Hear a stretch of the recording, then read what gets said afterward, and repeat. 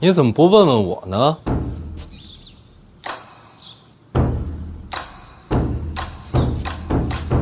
怎么，小范大人要亲自动手啊？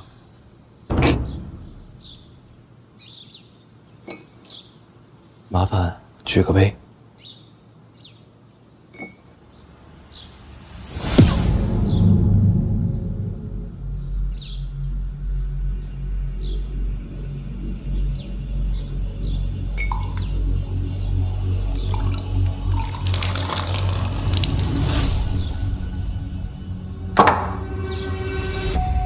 你在酒里下毒？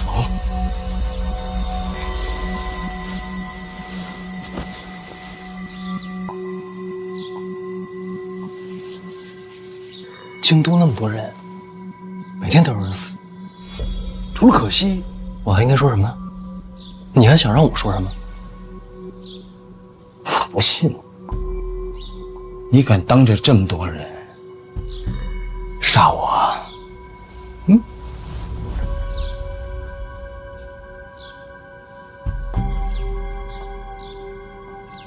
什么毒啊？什么毒啊？解药在哪儿呢？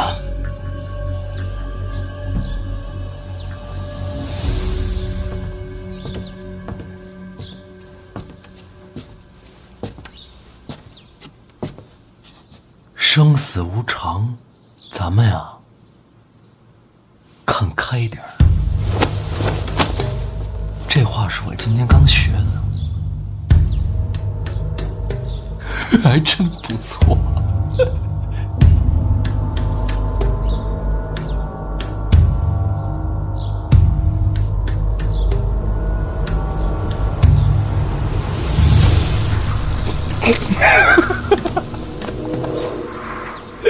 殿下，跟你开个玩笑，怎么当真了？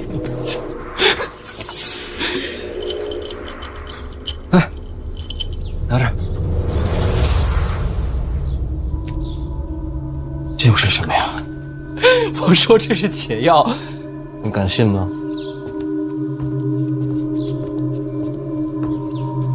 老二，咱不打扰他。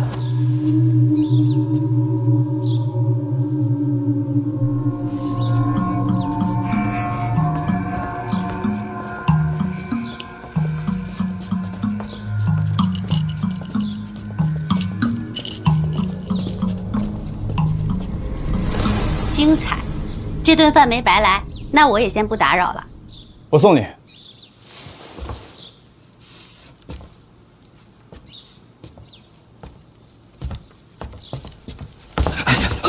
大哥，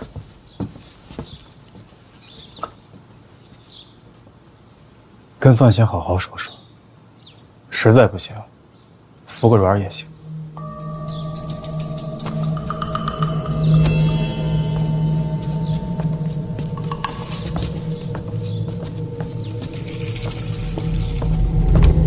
这才是毒药。什么？你说什么？这是毒药？你怎么知道的？范闲亲口说的。所以说，刚才酒里没有毒，这个是毒，是吗？啊？你说呀！我也不知道啊。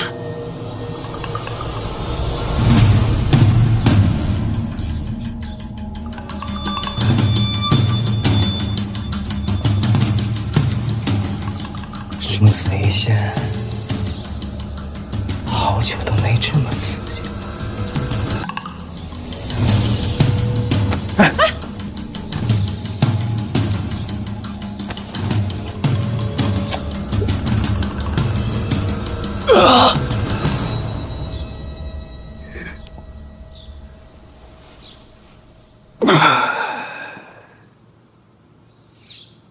叶姑娘，这会儿有事儿吗？没其他事儿。那就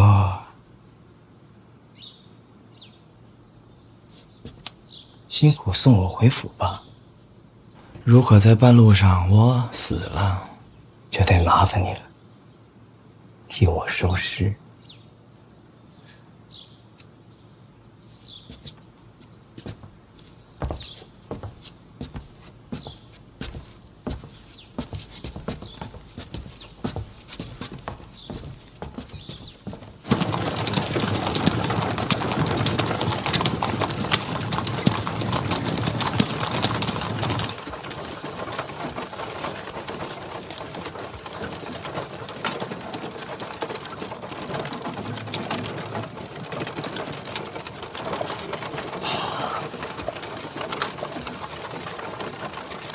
老王啊，刚才门口仲子伟跟你说什么了？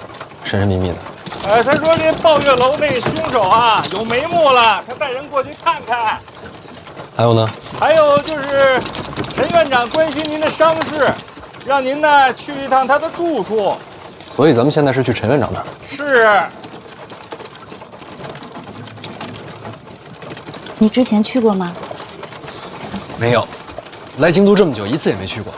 你去过吗？我听说陈院长啊住在城外，还是住在山里，神神秘秘的。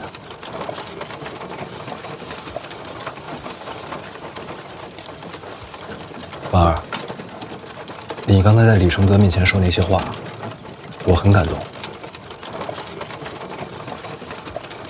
这次北齐之行其实特别危险，沈仲不好对付。我跟他多次勾心斗角，在生死之间，我是反复横跳，也就是我命大，这才活着回来。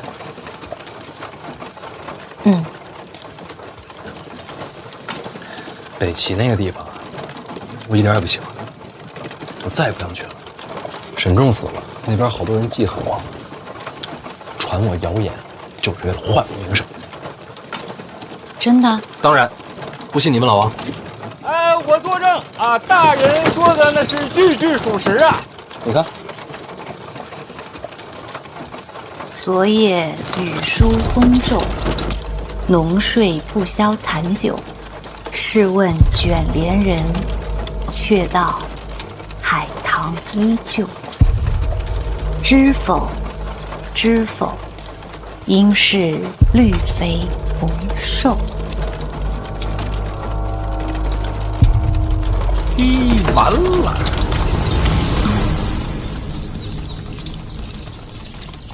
真是好词啊！听说是你写的？不是，不是你写的？抄的。对，你之前说过，你的诗词自梦中而来，并非自家所写。以后再也不抄了，欺世盗名不是好事儿。那这首《海棠依旧》就是最后一首绝唱啦。婉儿，当时情况危急，海棠是来杀萧恩的，我是借这首词来保命啊。选的不错，跟海棠朵朵这个名字绝配啊。命悬一线，我不敢敷衍。自保？自保。那北齐殿上太后寿宴，你与海棠朵朵携手共舞，也是为了保命？那次是比武。你答应过不骗我的。真的是比武，只是过程确实不那么伶俐。婉儿，不瞒你说，海棠这人性子脾气确实跟我合得来，我拿他当朋友，只是朋友，绝没有其他想法。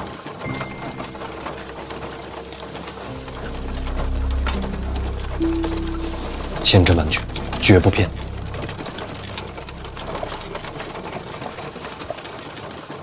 我这么问，其实也是担心海棠姑娘。你担心她什么？人家苦荷大师、关门弟子、北齐圣女，这等身份怎么能做小？完全没关系啊，没有的事儿。那什么时候给我也写一首？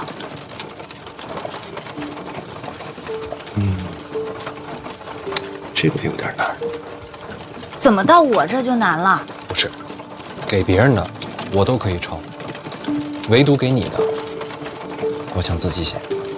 你得给我时间。要等多久？最好是一辈子。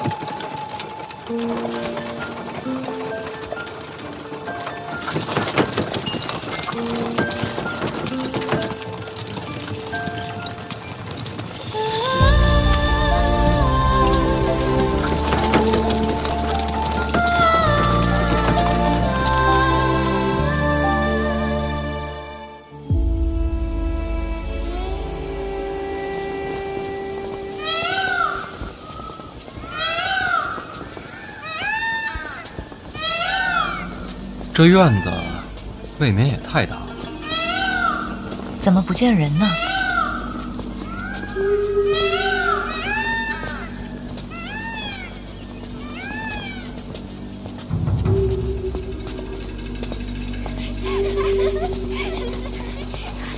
快点儿！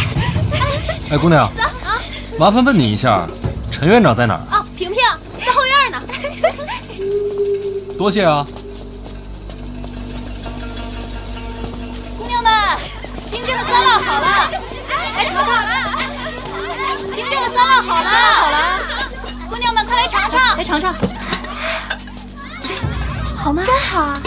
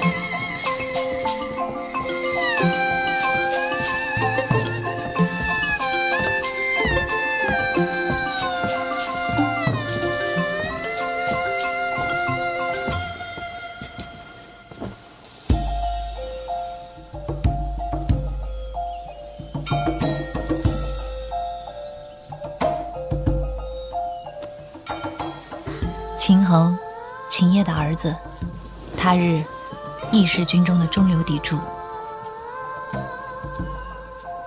你觉得要修这么大一个院子，得花多少银子？没人会这么问。就因为陈萍萍这3个字。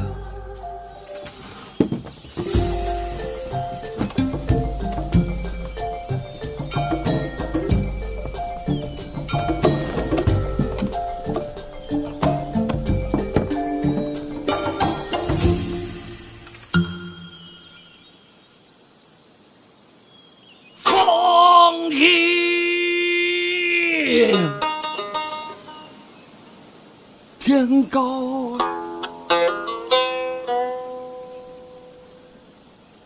元宵哎！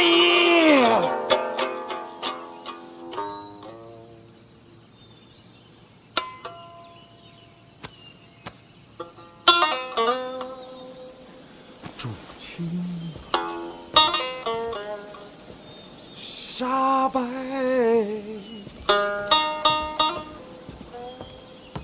鸟飞回，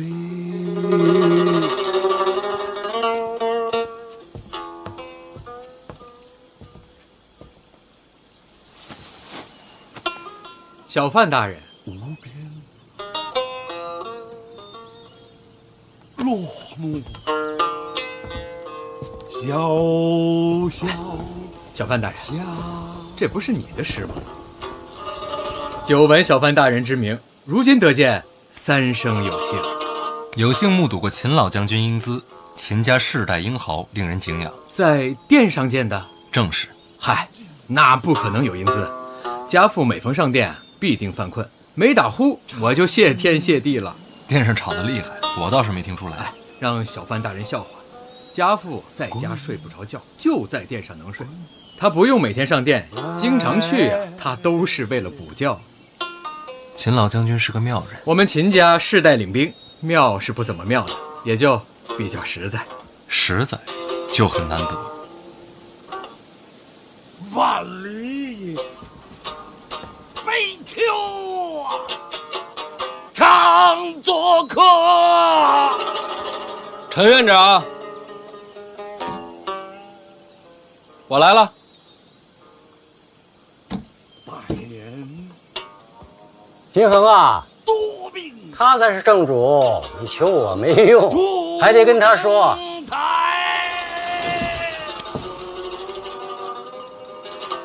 婉儿，哎，半霜。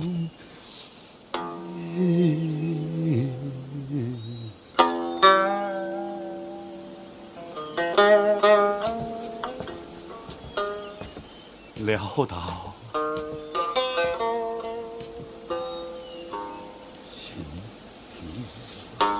田某是来求饶的。秦将军这话是什么意思啊？自从小范大人上殿之后，督察院群情激愤，全力查探。当然了，此乃国家之幸事，秦将1万可赞成。煮酒杯，煮酒杯。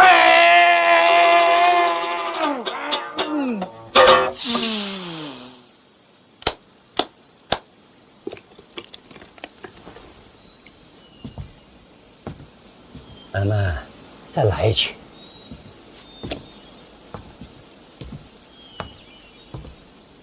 这怎么还走了？没心情了。这还得看他心情。月由心生，不必强求。儿，这是第一次来陈园吗？一直想来，只是往年身体抱恙，无法出门。第一次登门，做长辈的应该有所表示。喂啊，喂，啊。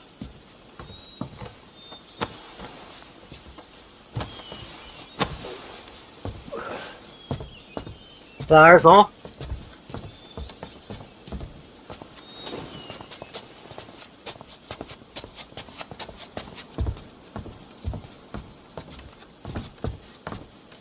你们两个慢慢谈吧。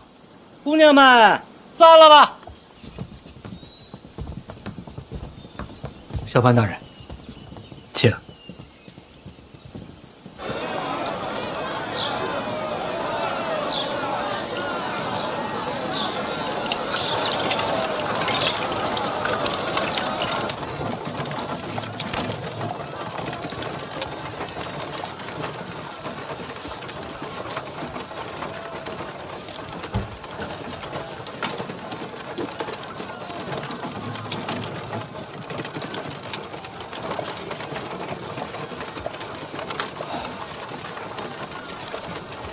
到现在还没有死啊！看来不用替我收尸了。你猜到那枚毒药是假的了？猜不透，分不清。那你为什么要吃啊？什么都猜透了，活着还有什么意思？你可能会死啊！我死了是好事儿。婚姻不就解除了吗？哦，那倒也是。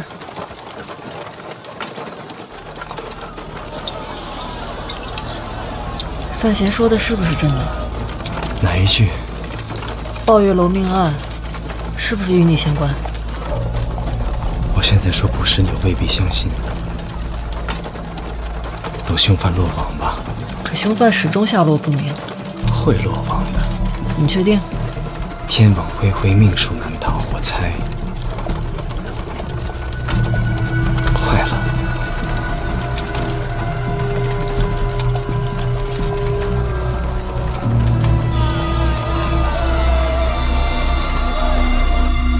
秦将军方才所说是什么意思啊？不瞒小范大人，我们秦家脑子简单，只会打仗，其他那些弯弯绕绕都不太懂。可京都这地方水又太深，我们搞不清楚怎么办呢？只能到处求人，哪儿都打招呼。林相、太子，一个都不敢得罪。也包括二殿下。要不跟小范大人说话爽快。是啊，二殿下这逢年过节该送礼送礼，该登门登门。小范大人，这理解吧？理解，都不能得罪。哎，就这意思。哎，不过我澄清一下，秦家绝对没有投效皇子麾下，走个过场。咱们这些带兵的只能效忠于陛下，不然那不是找死吗？秦将军说的够透彻了，跟二殿下有来往，但不是同路人。就这意思，还请小范大人为国出监的时候多留意一些。是吃了空饷？哎，绝无此事，秦某以性命担保，绝不可能。那秦将军就不必向我解释啊，主要是怕误伤，说清楚就好。查贪是督察院的差事，为什么找我求情？哎，归根结底，那不还都是小范大人的手段吗？秦将军是觉得，只要跟二殿下有来往的，我都不会放过。斩尽杀绝嘛。我查贪是为国正法，秦将军，这不是党争啊！当然了，当然了，咱们不能那么叫。家父啊，一直夸奖小范大人出使北齐，插旗扬威。咱们这些当兵的，还是更欣赏这般做派。秦将军，只要秦家没有贪腐，就绝不会有事。秦家欠小范大人一个人情。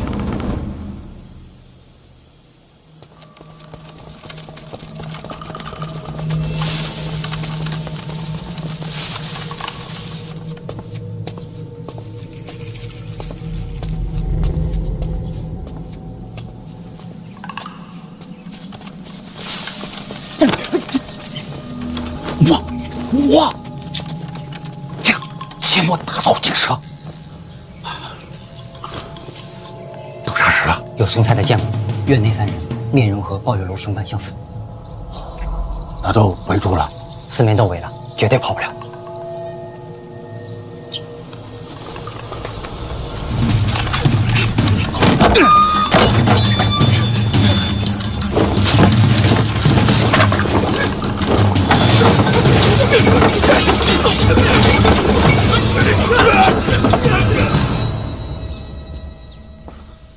老二，我来吧。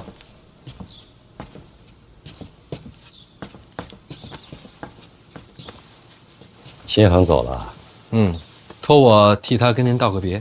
话都说透了，是不是朝堂上下都觉得我这次查贪，不过是为了报私仇？不然呢？你是想告诉他们你是为了国法，或者是为了正义？我跟李承泽是有私怨，但我要真是针对他，我就不会把这差事给督察院去办。党争传闻是毁你根基，是要让满朝文武对你心存猜忌。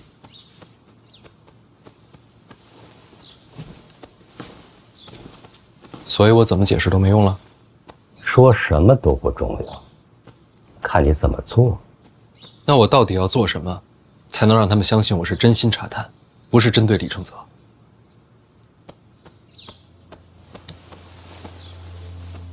找出个巨贪。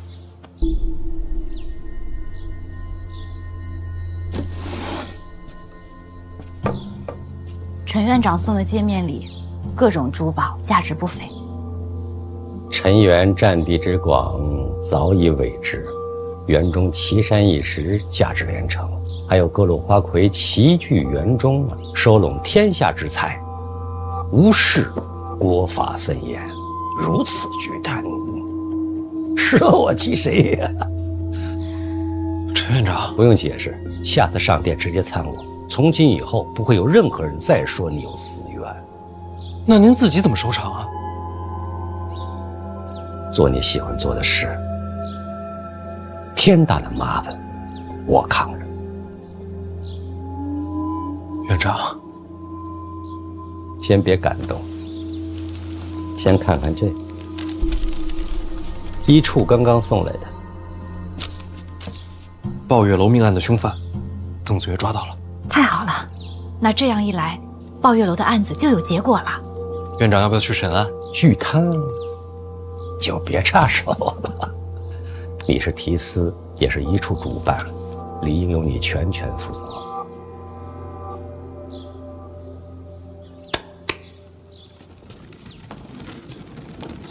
毕竟你身有重病，该做还是要做的。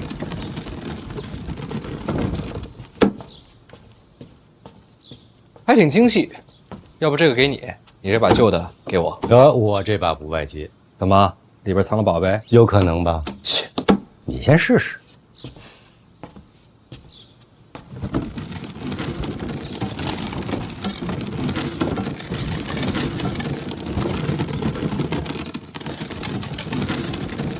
这一次，别再扔出去砸人了。看什么呀？你跟他这关系，他那里，我必须要放人守着。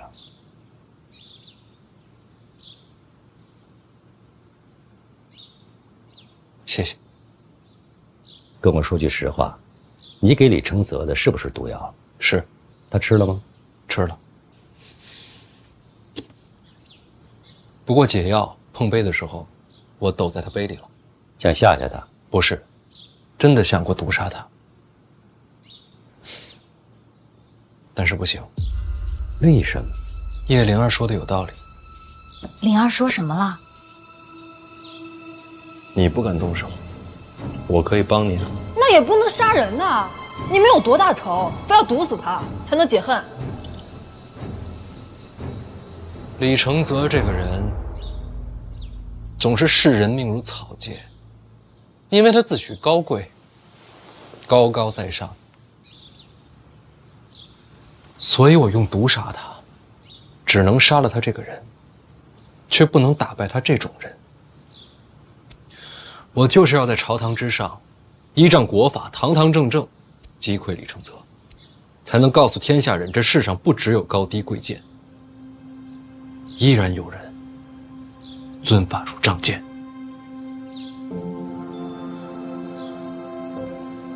尊法如仗剑。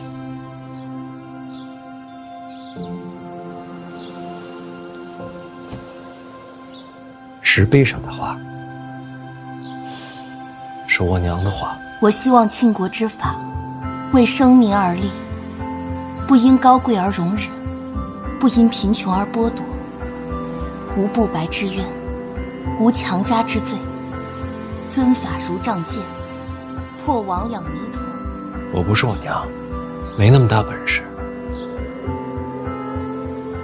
实现不了她所有的理想，但是就一句，哪怕就这一句，我也希望她能在这世上成真。我知道一定会很难，但是我娘说过的话就刻在那石碑上。既然我来到这世上，我就不能让那石碑成了笑话。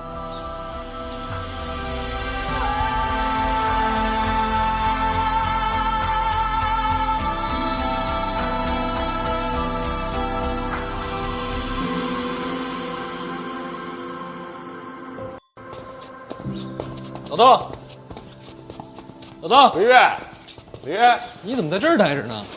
大人，属下本事不利。那也不用跪啊。不，大人是腿麻了。那是怎么了？凶犯死了？没有。跑了？也没有，3名凶徒，一个没了。那怎么就办事不利了？属下着急了，您没回来之前，我带人先把他们都给审了。没审出来？是没审好。不肯招？招？倒是招了。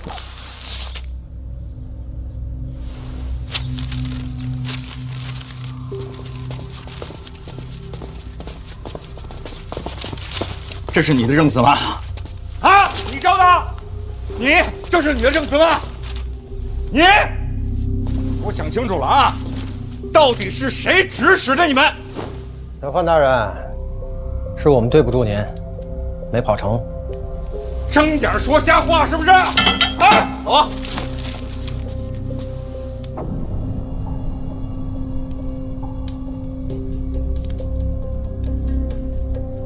所以幕后真凶是我。我们也想瞒着，可实在是经不住严刑拷打，还望小范大人见谅。严刑拷打了？没有，根本没动手。我刚他们自己主动全都招了。回大人，我们怕疼。好理由，有想法。大人，这是栽赃陷害，不能这么说啊！供词我也看了，条理清晰，动机明确。你别说，我自个儿看了都觉得我是凶手。范大人，我觉得还是得用刑，刚才根本就没用刑，真打他们就招了。来，刚才都没动。大王，用刑没用。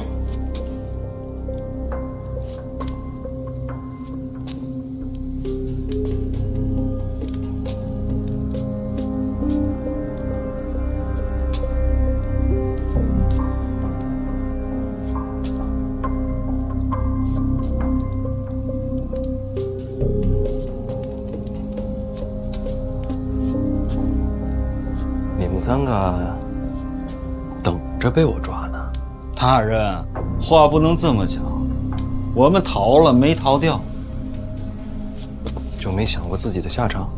小潘大人，认了吧，国法当前，等官人醒悟，还有机会。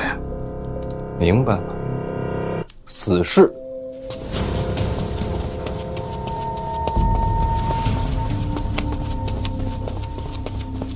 提司大人何在？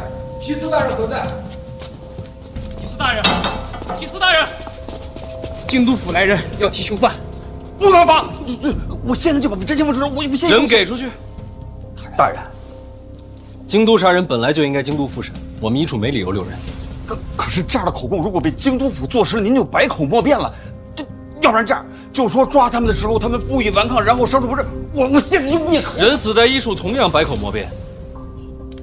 那也好过被栽赃陷害吧？对呀，大人。人给他们，做人跟做官一样，要守规矩。放人。做大事不拘小节。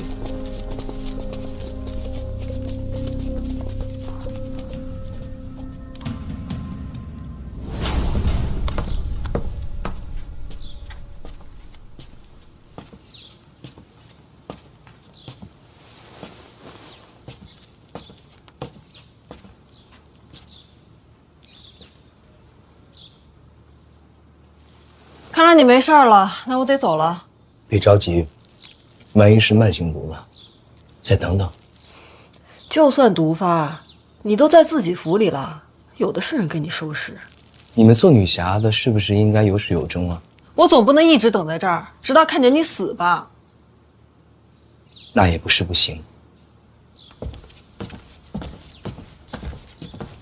殿下，抱月楼凶犯落网了。真的？抓着了？谁抓的？监察院一处。范闲手下抓的。哎呦，不愧是监察院。京都府已经上门提人。京都府？杀人命案本就该京都府接手。人给了吗？一处并未阻拦，人已经到京都府了。京都府尹对此案极为重视，立即升堂，正在审理。用了大刑，3人数度昏死，可始终不肯招出这幕后指使之人。虽是杀人重罪，倒也是忠心耿耿。确实忠心耿耿。我诏，是监察院提司范闲范大人下令杀人，小人句句属实，绝不敢诓瞒。爹，小贤贤来了！爹，小贤贤来了！爹，小贤贤来了！上来吧。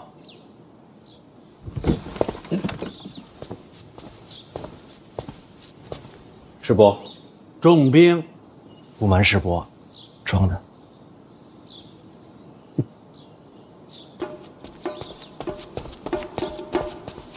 贤，你的病好了。别告诉别人啊。谁问我，我都说你的病还没好。大宝令，大宝，哎，爹，自己去玩去吧。爹，那你一会儿千万不要忘了把大宝一定要带到书房里面去，千万不要让别的大家伙欺负他呀。好，小仙仙，我等你。大宝，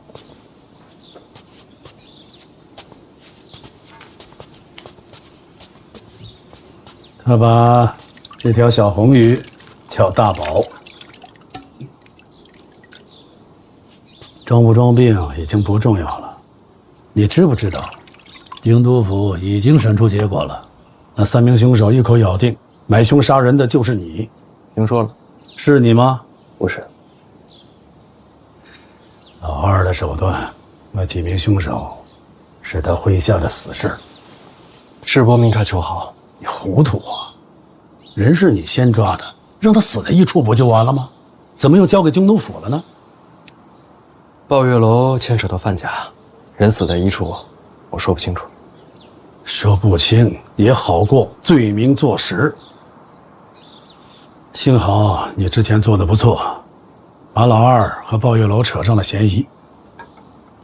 梅之礼卸任以后，如今的京都府也和老二走得很近，我们只能从这点上做文章。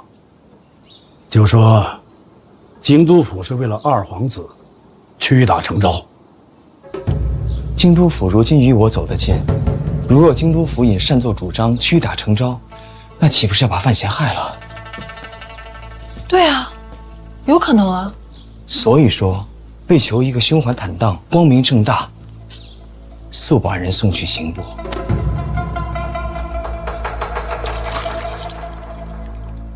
把人移送到刑部，什么时候的事儿？就来世伯这儿之前刚收到的消息。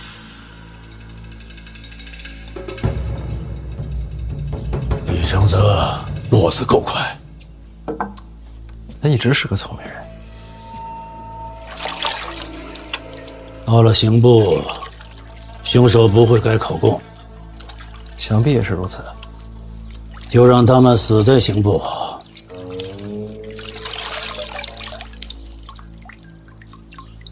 还是不行，人可以死，供词可以改，但是痕迹过重，瞒不过天下人，瞒不过陛下。范闲啊，这件事我前后都想了，人要是到了刑部，你这边可就难了。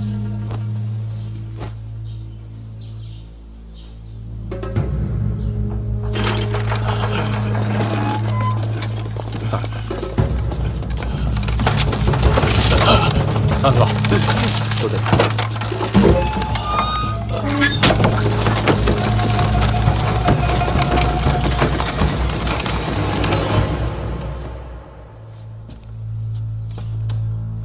还有最后一条路，这还能有路？抱月楼说起来，终究是范思哲的产业，他杀人更合理。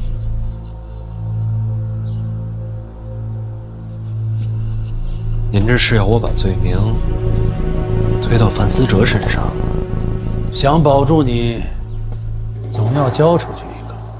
范思哲可是我弟弟，壁虎断尾，壮士几万，心狠手辣，好过折戟沉沙。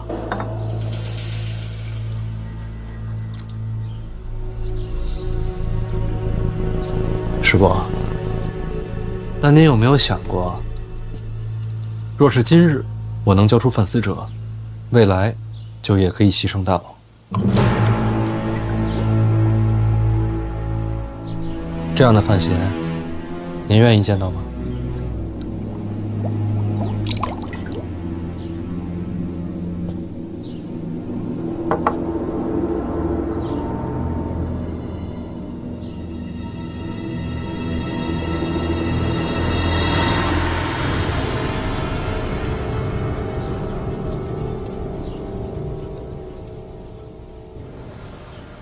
那就无路可走了。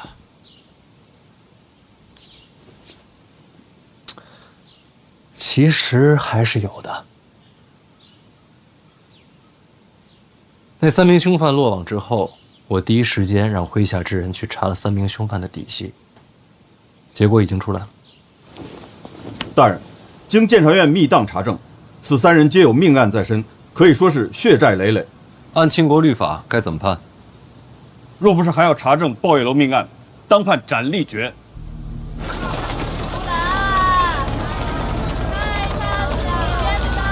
那囚笼里压的是谁啊？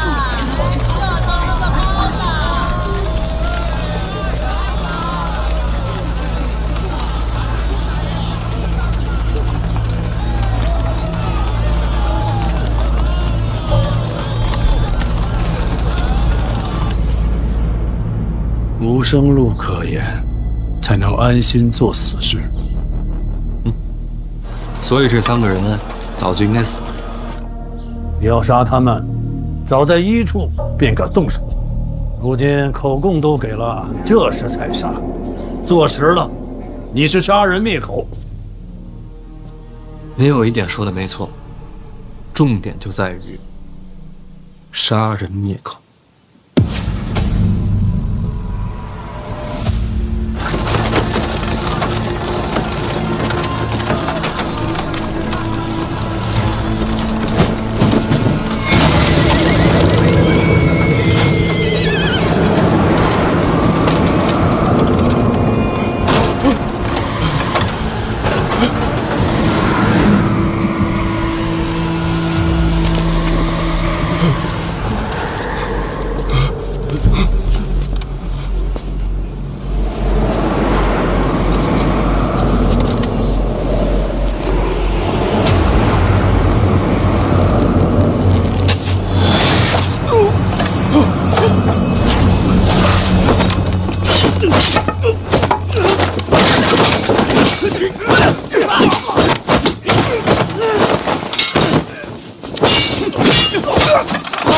杀人了！放我出去！放我出去！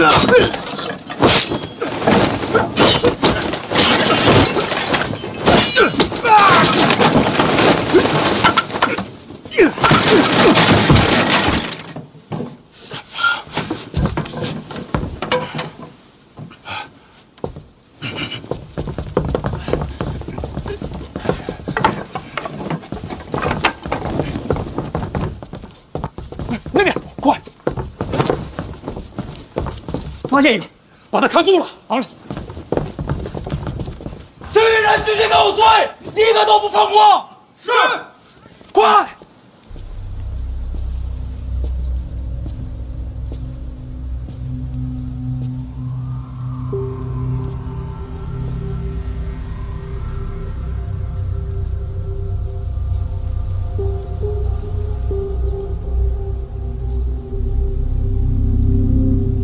怎么了？殿下，京都府大门外有刺客出手，将3名凶犯当场击杀。这么刺激，都死了吗？都死了。谁杀的他们？那要看是他们把谁供出来了。范闲？不会吧？我刚还说他是被冤枉的。难道真是范闲？刺客抓了吗？逃了大半。那就是说有人被抓，抓了1个。这么不小心啊！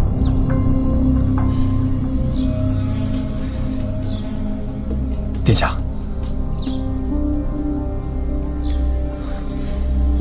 什么表情？被抓的刺客已被确认身份，是范无咎。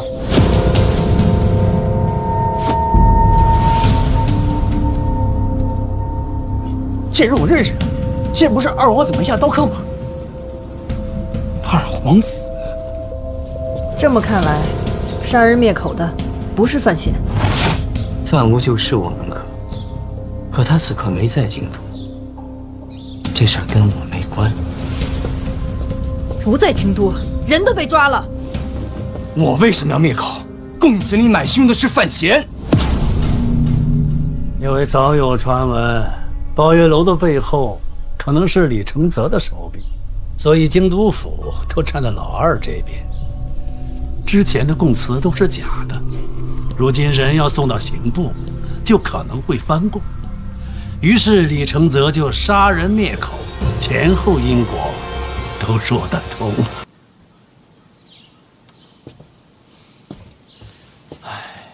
没错，好在是真相大白，水落石出啊。范无咎是杀向自家主人的妙招，我只是不明白了，他怎么会在现场？我也不明白，我向天发誓，范无咎早就离开京都，另有派遣。再者说，你也知道，是我主动让刑部带走凶犯的。如果我是真凶，这岂不是画蛇添足吗？我看不懂了。实不相瞒，我也看不懂。等一下，范无咎死了吗？没死，活住。那就没事儿啊，只要范无咎承认他是被你派出京都的，那此事就与你无关啊。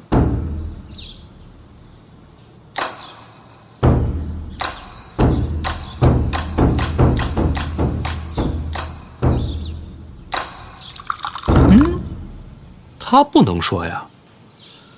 老二派他对范思哲下手，这种事情怎么能够公之于众呢？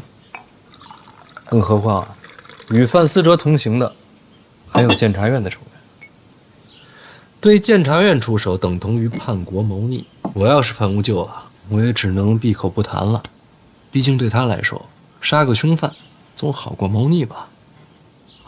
范思哲是你送走的？是。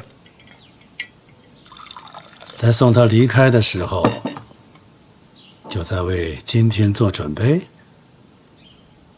那不至于，我也不能未卜先知吧。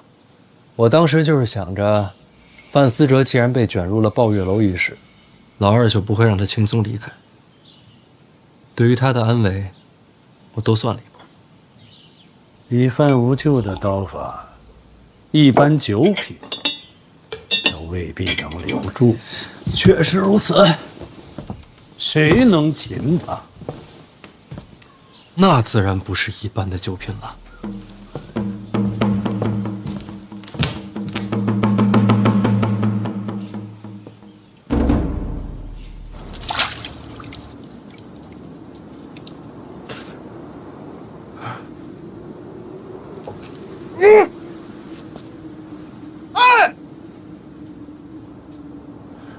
这哪儿？京都府前，杀人灭口事情都做了，装傻有意思吗？杀人灭口？怎么？铁证如山，你还要抵赖不成？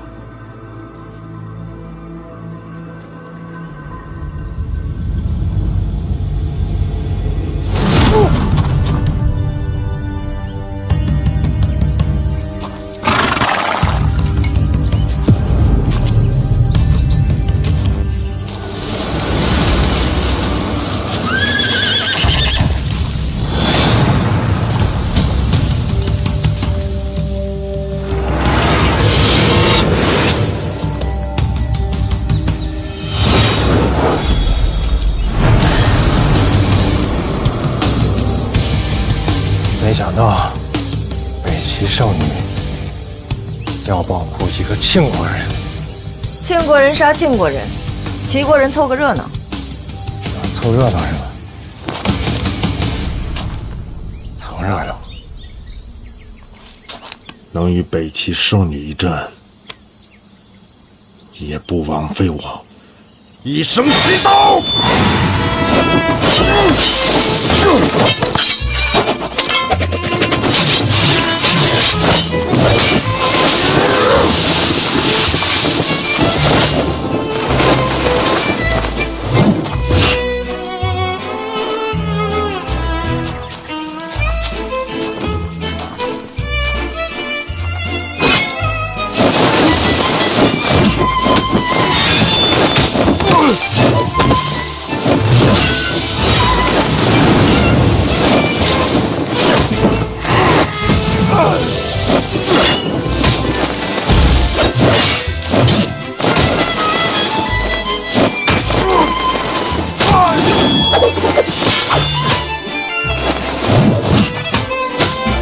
至于吗？士可杀不可辱！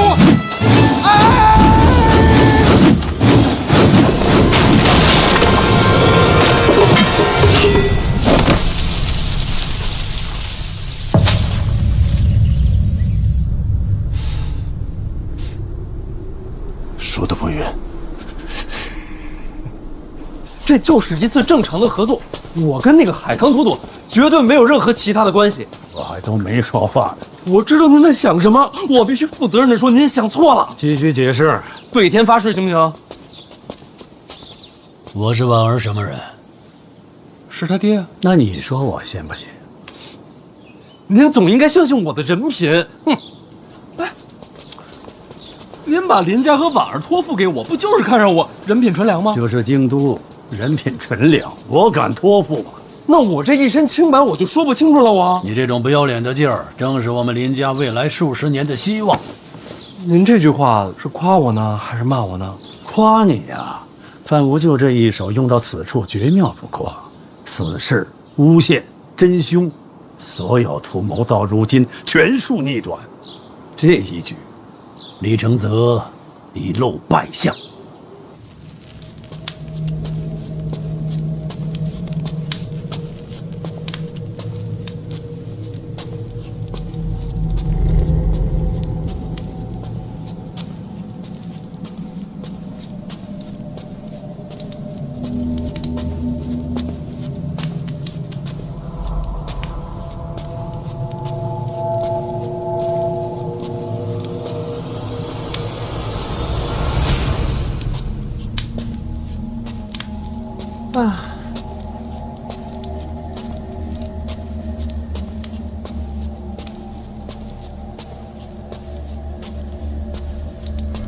来了。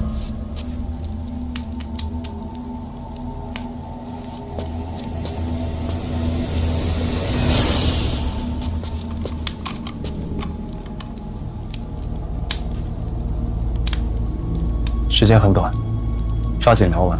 怎么回事？北西境内对犯死者下手，海棠夺走出手相救，我败了。他们把我押回京都，关押几日，今日把我打晕，醒过来就已经在京都府了。海棠夺走押你回京都？那倒不是，是监察院的人把我押回来的。监察院，你知不知道现在什么状况？不清楚，但是你放心，我嘴严，什么都不会说的。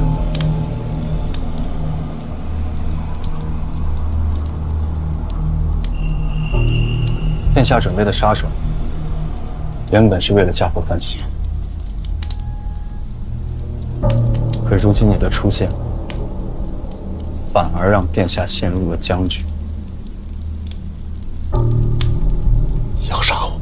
我现在还不能死，那接下来怎么办？第一，追杀犯死者的事不能提。懂。第二，京都府前行刺，找一个合适的理由，绝不可牵连殿下。我现在这个身份，说的话他们不会相信的。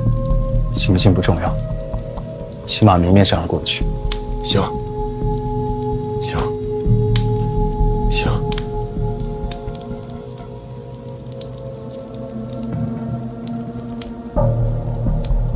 时间不多了，你还有什么想说的，我转达给殿下。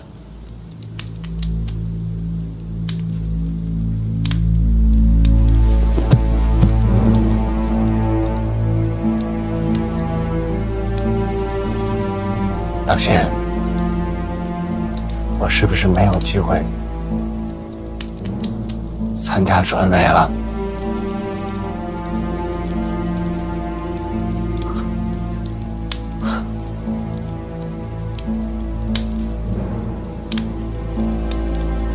替我谢谢殿下，他至少给过我希望。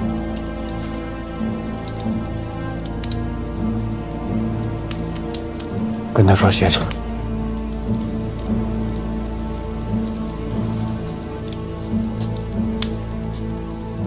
我该走了。哎，老秦，麻烦你个事儿。说。帮我带本书，就一本，圣贤书，哪本都行。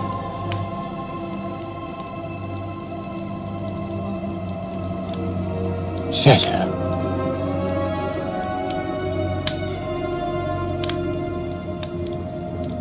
谢谢。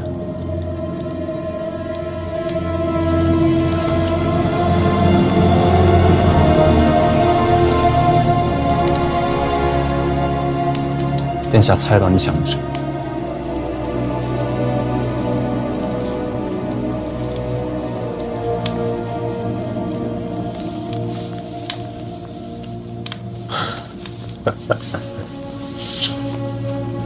最懂我的还是他。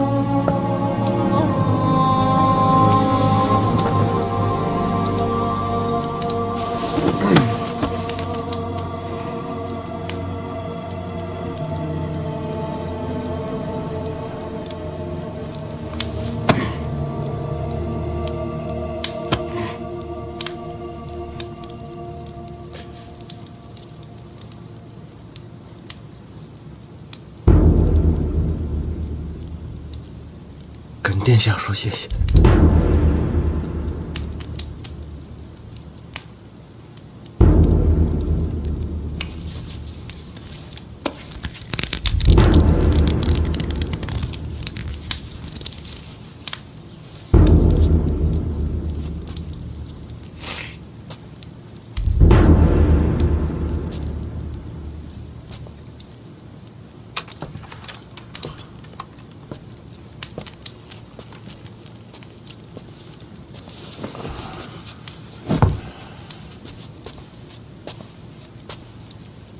他们对你怎样？有肉吃吗？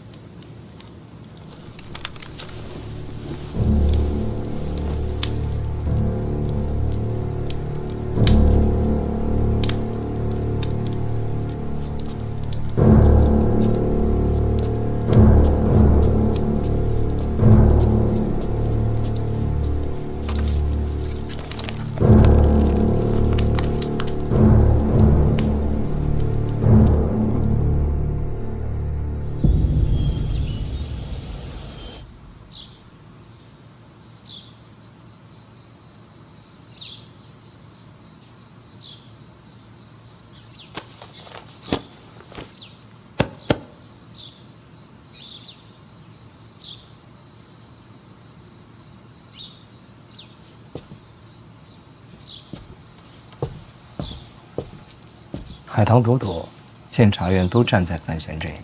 这个海棠朵朵跟范闲是不是有私情呢？我觉得不是。那为什么要帮他？因为范闲是内库未来的主人。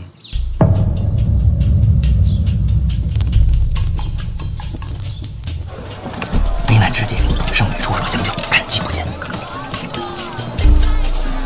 还行吗？行，行。什么行？上京城了。啊，好。跟你们兰庆京都比呢？各有千秋。这鬼鬼祟祟怕什么呢？哎，我怕他们把我认出来。齐国人和庆国人长相上没什么区别，不用担心，你光看脸看不出来。你再放。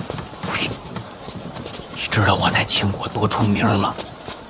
我爹是范建，武尚书，司南国，像你们这异国他乡的，我这高贵子弟多危险！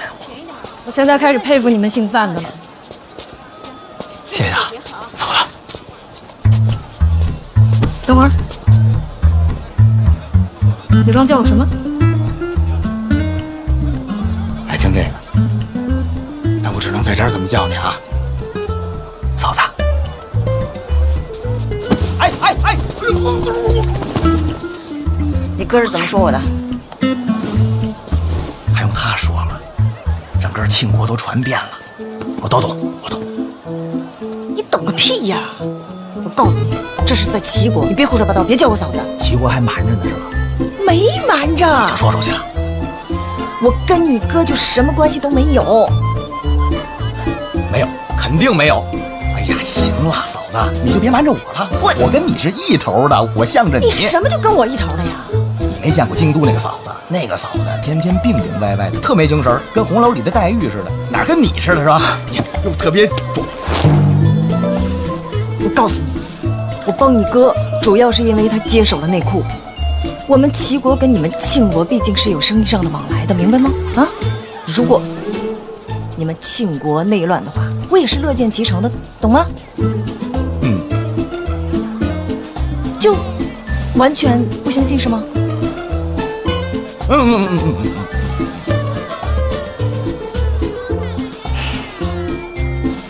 跟上。上哪儿，嫂子？哎呦！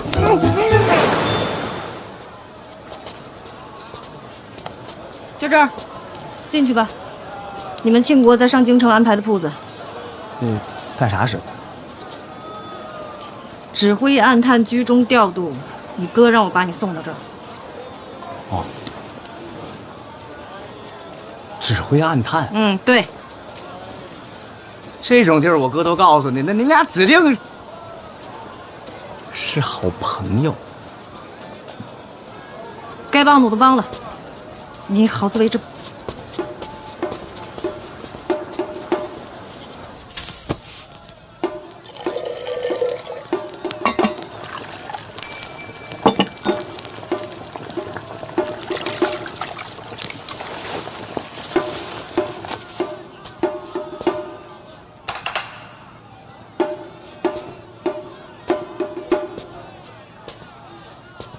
人呢？偶感风寒，不宜待客。你要什么自己看啊。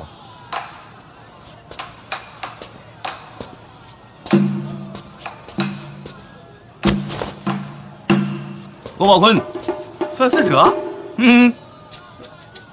哎呀哎呀！